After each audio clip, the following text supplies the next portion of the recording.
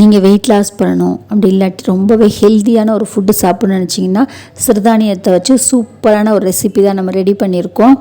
அதுக்கு நான் இன்றைக்கி குதிரைவாலி எடுத்திருக்கேன். குதிரைவாலி இன்றைக்கி ஒரு உலக்கு எடுத்திருக்கேன். உங்களுக்கு எந்த அளவுக்கு கஞ்சி வேணுமோ நீங்கள் அந்த அளவுக்கு எடுத்துக்கோங்க. ஒரு உலக்கு குதிரைவாலிக்கு 1 ஸ்பூன் அளவு நான் பாசி பருப்பு எடுத்திருக்கேன்.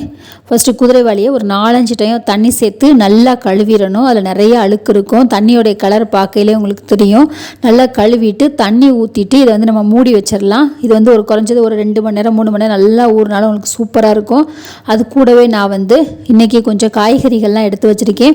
இது எல்லாத்தையுமே நம்ம ஃபஸ்ட்டு கட் பண்ணி எடுத்துகிட்டு வந்துடலாம். இப்போ நான் எல்லா காய்கறிகளையும் கட் பண்ணி எடுத்தாச்சு. நான் ஊற வச்சதும் ரெடி ஆயிடுச்சு. இப்போ பாசிப்பருப்பு நம்ம கழுவி எடுத்துக்கலாம்.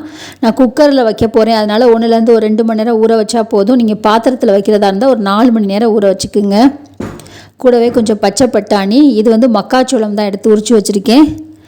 கொஞ்சம் பீன்ஸு, கேரட்டு, வெங்காயம், தக்காளி, கூடவே நான் வெள்ளைப்பூண்டு சேர்க்குறேங்க. வெள்ளைப்பூண்டு ரொம்பவே நல்லது இல்லையா, நம்மளுக்கு செரிமானத்துக்கு ரொம்ப நல்லது, வெயிட் லாஸ்க்கு ரொம்ப நல்லது. கூடவே கொஞ்சம் ஜீரகம், மஞ்சள் தூள், கொஞ்சம் தனி மிளகாய் தூள் சேர்த்துக்கலாம்.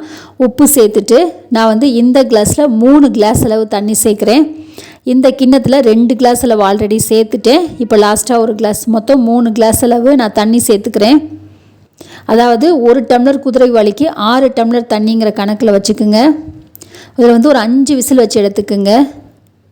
நீங்கள் 1 டம்ளர் குதிரைவாலி வச்சிங்கன்னா அதே டம்ளரில் 6 டம்ளர் வைங்க. தண்ணி உங்களுக்கு கரெக்டாக இருக்கும். 5 விசில் வச்சுட்டு கேஸ் அப்படியே அமர்த்தி அந்த சூட்லேயே விட்டுருங்க. நல்லா தம்மு பூரா அடங்கினதுக்கப்புறம் எடுத்து மிக்ஸ் பண்ணி விட்டிங்கன்னா நம்மளுக்கு சூப்பரான ஒரு குதிரைவாலி கஞ்சி ரெடி ஆயிரும். இது ரொம்பவே டேஸ்ட்டாக இருக்கும். நீங்கள் மில்லட் சாப்பிட்றதா இருந்தால், சிறுதானியம் சாப்பிட்றதா இருந்தால் சாயந்தரமே சாப்பிட்ருங்க. ரொம்ப நைட்டு சாப்பிடாதீங்க. செரிமானத்துக்கு ரொம்ப டைம் எடுக்கும். நான் இதில் ஒரே ஒரு ஸ்பூன், அதாவது சின்ன ஸ்பூனில் ஒரு 1/2 ஸ்பூன் நெய் சேர்க்குறேன். மேலே கொஞ்சம் கொத்தமல்லி சேர்த்துக்கலாம். உங்களுக்கு நெய் வேணான்னா நீங்கள் ஸ்கிப் பண்ணிடுங்க. இதை கொஞ்சம் வார்மாக இருக்கையிலே குடிங்க. கூடவே நான் இன்றைக்கி வெள்ளரிக்காய் எடுத்திருக்கேன். இதிலே நம்ம எல்லா காய்கறிகளும் சேர்த்துருக்கோம். இது ரொம்பவே டேஸ்ட்டாக இருக்கும். கொஞ்சம் சூடாக இருக்கையிலே நெய் போட்டு சாப்பிடலாம், அவ்வளோ டேஸ்ட்டாக இருக்கும். நீங்கள் நெய் வேணாம் அப்படின்னா ஸ்கிப் பண்ணிடலாம். நம்ம எந்த விதமான எண்ணெயுமே சேர்க்கல. அதனால் கொஞ்சமாக ஒரு 1/2 ஸ்பூன் இல்லை 1/4 ஸ்பூன் நெய் சேர்த்து சாப்பிட்டு பாருங்கள். ரொம்பவே டேஸ்ட்டாக இருக்கும்.